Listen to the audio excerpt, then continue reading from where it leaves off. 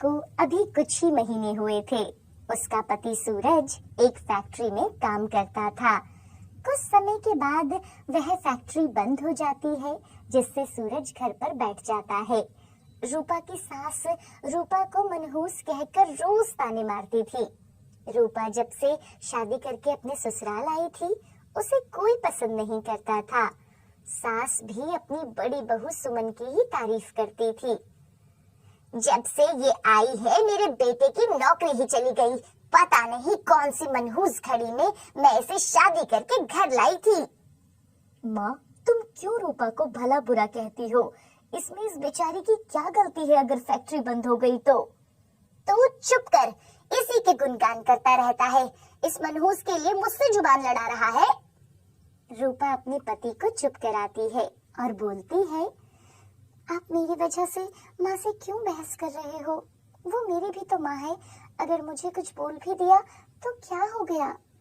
आप काम पर जाओ। सूरज अभी छोटा मोटा काम ढूंढ रहा था और जहाँ कहीं उसे कुछ काम मिलता वो कर लिया करता था। रूपा की जेठानी सुमन रूपा से घर का सारा काम करवाती थी। उसका पति अशोक शहर में एक बड़ी कंपनी में काम करता था।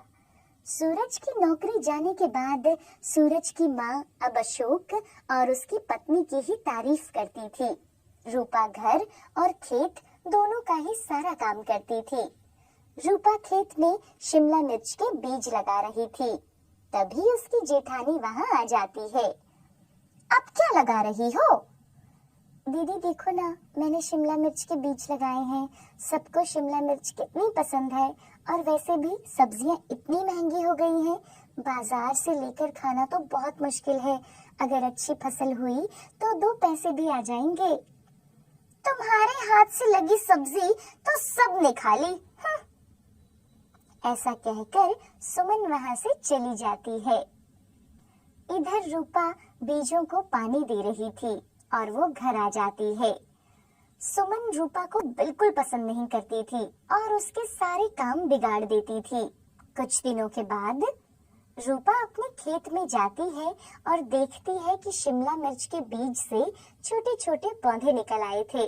रूपा खुशी से अपनी सास और जेठानी को बताती है, माँ जी, मैंने खेत में शिमला मिर्च के बीज बोए थे और अब उनके पौधे बन गए हैं। आज तक तो कोई काम तूने ठीक से नहीं किया, फिर ये कैसे कर दिया? रूपा अपनी सास के साथ खेत में जाती है तो वहाँ सारे पौधे ऊपर से टूटे हुए थे, मानो किसी ने ऊपर से सब पौधों को खा लिया हो। हे भगवान, ये सब क्या हो गया?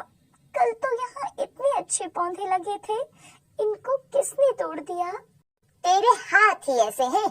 मैं भी कहाँ तेरी बातों में आकर पौधे देखने आ गई। भला तेरे जैसी मनहूस के हाथों से पौधे कैसे लग सकते थे? रूपा बहुत दुखी होती है और घर चली जाती है। अगले दिन वह घर से बाहर निकलती है तो देखती है कि घर के बाहर एक गाय बैठी थी। रूपा उस गाय के पास जाती है और वो गाय हाँफ रही थी। अरे, ये गाय यहाँ क्यों बैठी है और इतना क्यों हाँफ रही है? रूपा देखती है कि उसके पैर में चोट लगी थी। रूपा पानी की बाल्टी लाती है और उस गाय को पानी पिलाती है। तभी उसकी जेठानी सुमन भी वहाँ आ जाती है। इसको क्यों पानी पिला रही थी? यही तो है जिसने उस दिन तेरी सारी फसल खराब कर दी थी। अरे नहीं दीदी, ये बेचारी तो यहाँ बैठी थी। लगता है लोगों ने इसे बहुत मारा होगा। देखो ना, इसके पैर पर चोट भी आई है। अब तू इसकी चोट ठीक करेगी है ना?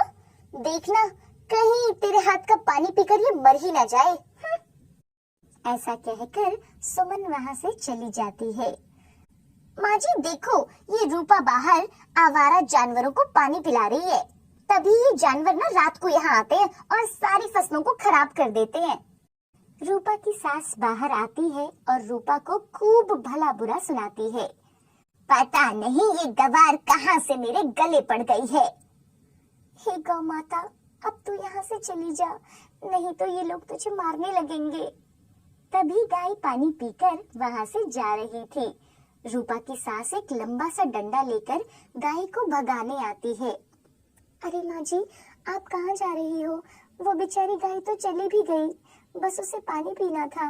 पानी पीकर वो चली गई है। देख कितना गंद डालकर गई है। इस गोबर को अभी के अभी यहाँ से साफ कर। माँ जी आप जाइए, मैं इसे अभी उठा देती हूँ।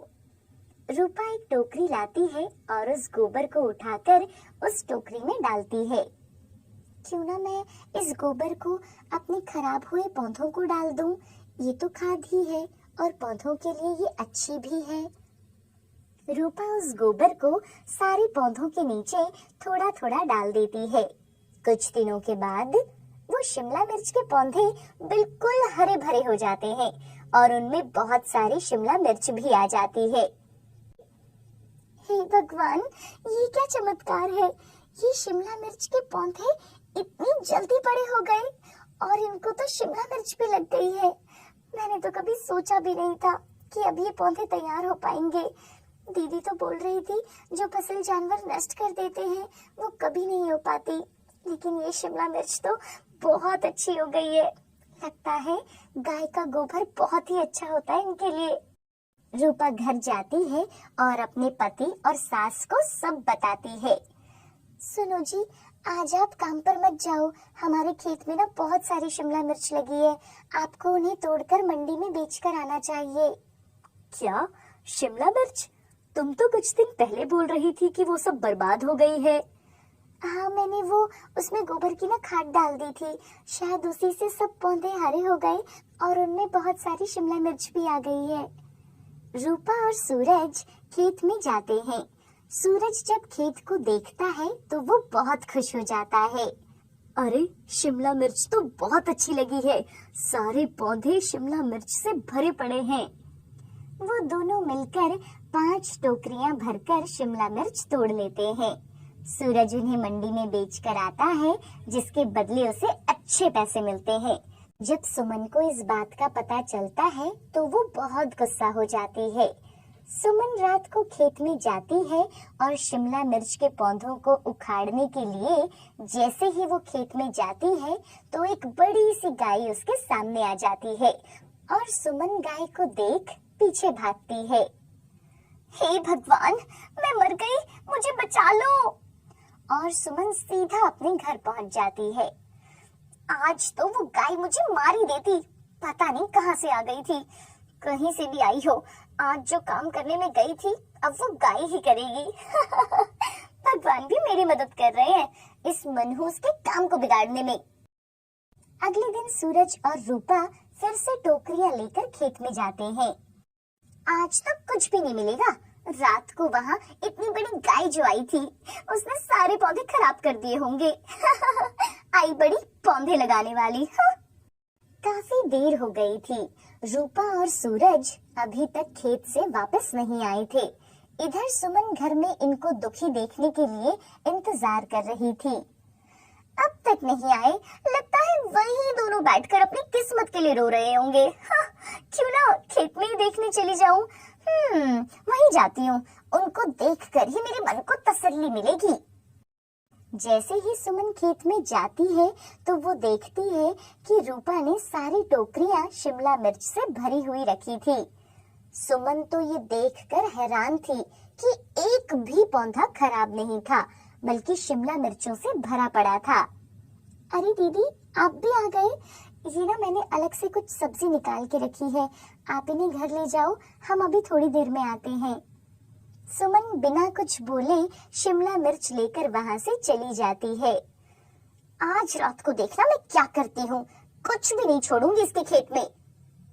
रात हो जाती है और सब घर वाले सो गए थे। सुमन हाथ में एक डंडा लेकर खेत में जाती है। अगर आज वो गाय वहां आई ना तो पहले तो उसे मारूंगी, बाद में उन सारे पौधों को तोड़ दूंगी। सुमन जैसे ही खेत में जाती है तो वो देखती है कि खेत में कोई गाय नहीं थी। जैसे ही वो पौधों को तोड़ने लगती है तो खेत में इतनी सारी गाय उसे दिखाई देती है और सब गुस्से से सुमन की ओर भागने लगती हैं। सुमन इतनी सारी गायों को एक साथ देखकर बहुत डर जाती है और वो भागने लगती है।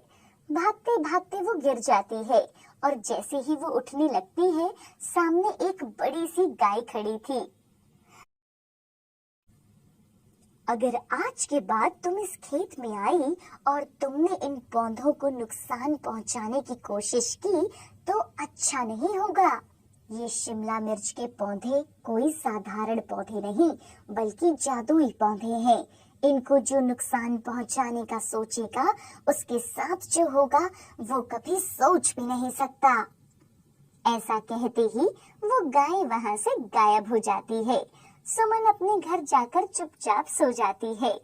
सूरज और रूपा रोज शिमला मिर्च तोड़कर मंडी में दे आते थे और लोग उनकी मिर्चों को देखते तो उनकी बहुत तारीफ किया करते। पता नहीं सूरज और उसकी पत्नी ये जादुई शिमला मिर्च के पौधे कहाँ से लाए हैं। कितनी बार तोड़ने पर भी इनका फल कम नहीं हुआ। मैंने तो इस बार सूरज से ही इसका बीज लेना है और अगली बार अपने खेत में यही शिमला मिर्च उगाऊंगा। सही बोल रहे हो भाई, मैं भी सूरज से ही इस बार शिमला मिर्च का बीज लूंगा।